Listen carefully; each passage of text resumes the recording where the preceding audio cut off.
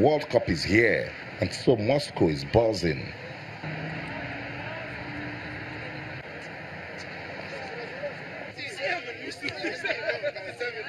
Argentina couldn't beat Iceland in their opening match, and so our little friend is sad.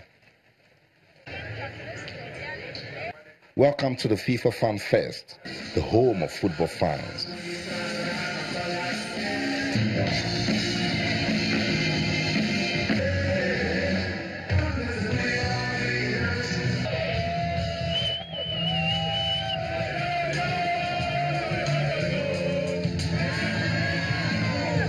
The World Cup brings so much passion and love, and these fans are so ready to party all night long.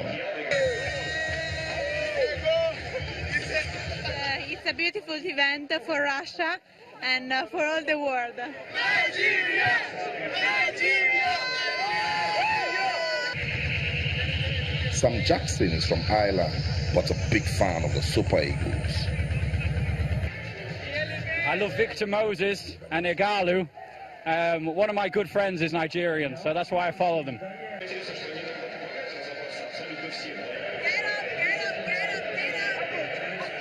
I think we expected something like this because we were very bad at set pieces in the friendlies. But I thought they were going to improve, but it happens probably. I hope they improve in the next match.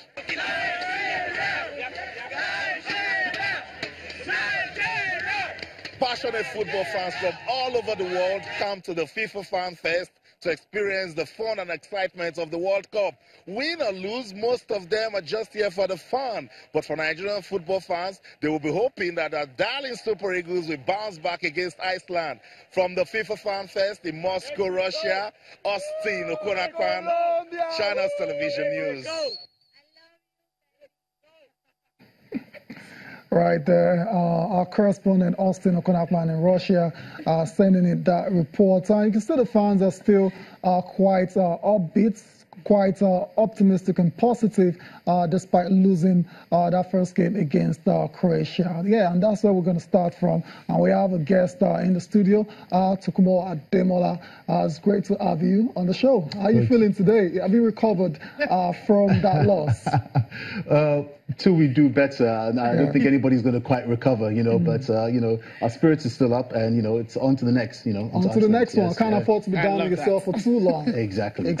Also, championship, right? Exactly, yeah. The rest is not over. It's not over. I mean, it's just one game. Also, Austin Okonakpan also joins us now to review what went down between Croatia and Nigeria on Saturday. Austin is in St. Petersburg. Austin, how are you doing today? Have you recovered from that loss? Good morning, Tayo. Right. Good morning, Cecilia. Hi, Tokunbo. Yeah, yes, Tayo. I'm doing just fine.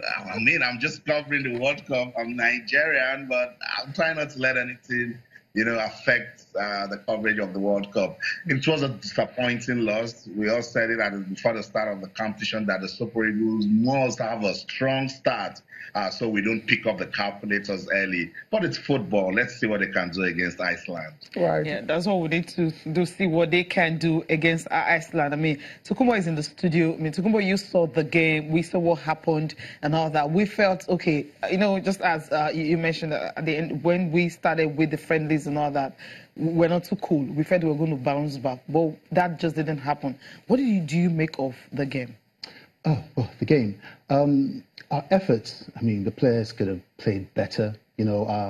Croatia were more hungry, particularly in the midfield area, I mean, you're playing a Croatian midfield with the likes of guys that play for Real Madrid and Barcelona respectively. And, our midfield, attacking midfield wasn't quite up to it, and, the fundamental errors on the set pieces is something that you can't afford at a World Cup stage to make, Maybe it's, because of these guys, 18 of our players are new to a World Cup situation, maybe lack of experience, but you can't make those errors. Can make those errors. I mean, Austin is still standing by in St. Petersburg. Austin, when you finished watching that game, I mean, were you really disappointed that maybe this is the end? Because some people are saying losing to Croatia that we feel we'll be able to beat. I mean, the other two games, we don't stand a chance at all. No, Cecilia, I wasn't disappointed. But some of the fans were. The fans that were at the Fan Fest in Moscow, they were disappointed because they had so much expectations, and of course, fans will be fans. They expected the Super Eagles to give it a strong start. They expected them to, make a statement. That's the opening match, that they should have done more against Croatia. But maybe inexperience also stepped in. The defense was a bit shaky. And then the Croatians, as we know them, are very compact in midfield.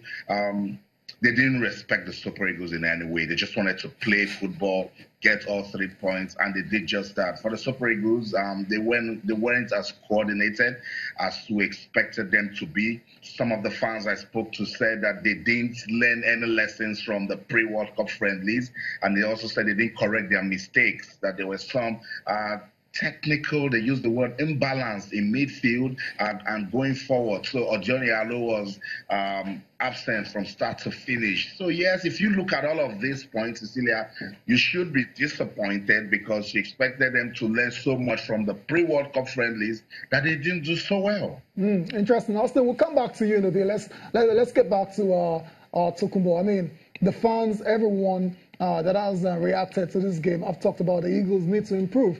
So the next question is, where do they need to improve and how do they do it? Well, first of all, I'll say before I answer that question in that, people have to be realistic in terms of the expectation. Looking at this team coming into this tournament, I'm looking forward to Qatar 2022, because, I mean, these guys realistically are not going to go that far. Their inexperience, their age, so, I mean, let's see how all 3 games go. The important thing is they learn. I mean, first of all, I said Croatia, I mean, look at the age of those players for the Mandzukic to the, Rakitic. They're 30, 32, 33 years old, playing for top teams, Champions League quality teams, so they're very experienced. So the problem is that we need to make sure we learn the lessons moving forward, The next game against Iceland will be critical, particularly Iceland are going to park the bus, in front of the goal, I mean, in the air, I mean, Iceland are probably one of the tallest teams in the tournament, So we need to definitely, in terms of our attacking midfield, supplying the forwards, we definitely need to improve on that to be able to penetrate a team like Iceland. Talking about improving, I mean, but from what on social media everywhere, when Nigeria is actually playing, everyone happens to be a coach, Twitter coaches, Facebook coaches and all that. People kept talking about the fact that Mikel Obi is not supposed to be playing in that position. Do you agree with them? I quite agree with it.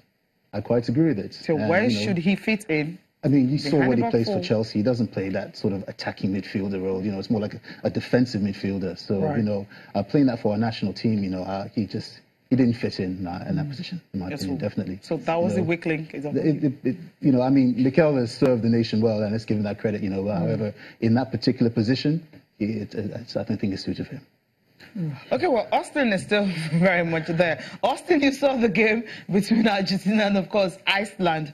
After seeing that, are you afraid that we might not just stand a chance against Iceland? The Niger spirit is never afraid, Celia. The Icelandic team, I love their grit, I love their courage. They love the attention they're getting in world football, and that's their motivation. So that's the spark that the Super Eagles need to have when they confront Iceland. They need to say to themselves that they are the Super Eagles of Nigeria. I mean, if you put side by side, the Super Eagles should easily run this Icelandic team over. But football, it doesn't just go the way you expect it. Argentina deserves to win that match, but they didn't. Messi missed the penalty. Who would have thought so? The Icelandic team, they will keep that 1 point. It will ginger them. It will push them against Super Eagles. But as I said, the Super Eagles need to come and give everything that they didn't give against Croatia. They need to understand that if they don't get all 3 points against Iceland, then they might just be kissing the competition goodbye in the second game. So if they do the right things, if they get that balance that we say we didn't see in midfield, if they know what it means to get hungry in front of goals and convert them, if they can be more relaxed at the back and do the business, I think they have what it takes to beat Iceland. But again, whoever thought that Mexico would do what they did to Germany, whoever thought that Brazil would not win their opening game at the World Cup, it's football. Anything can happen. Yeah, talking about football disappointment and all that, and also the fact that Super Eagles will want to work better. There's a tweet from Victor Moses immediately after that game. I mean, he felt, he kind of apologized to the Nigerians. If I can just take a look at that, when he said disappointed with the result for last night, but we can win together and also lose together. We'll dust ourselves down and be ready to fight again. We're working hard to put things right. Now, Austin, you just hold on here. Let me ask him. I mean, he says they want to put things right. What are the things they can really put right before we leave this part?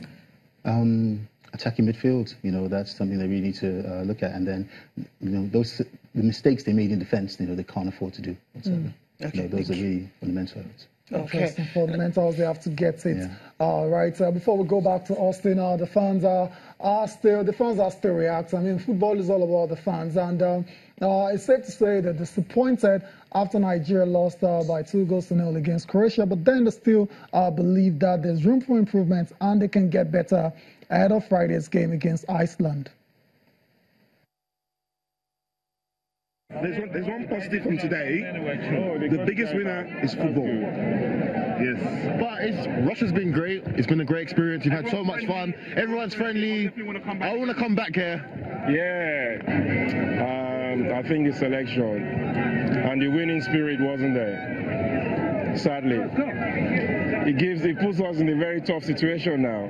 The next two matches is going to be pretty difficult. Fingers crossed. Never say never. All right, Nigerians, they're still hoping that the Eagles can, you know, get a win against Iceland on Friday. You wanted to say something? Yeah.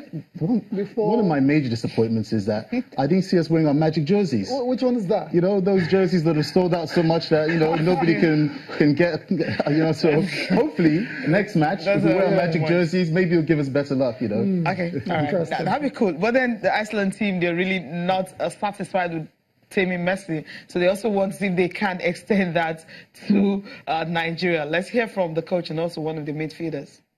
We need to focus on Nigeria. We can't dwell on that game now. If we don't focus on Nigeria and don't get results there, then that point is not used for anyone. After the game, adrenaline is still going high, and but that's just part of it. I think when you play a game like this, when it's high tempo and everything is under, it's hard to sort of shut everything down. It is a must-win game for Nigeria, and that makes it a little bit psychologically different. They have to win, and at least we know that. A draw would be an okay result, I think, for us. So then at least we have a chance in the last game. At least we're in the game, so that was the plan, to be in the fight. But this group is going to be decided in the last minutes, in the last game. It's going to be down to some margins, set piece, extra time goal, whatever. So this is how this group is going to be played.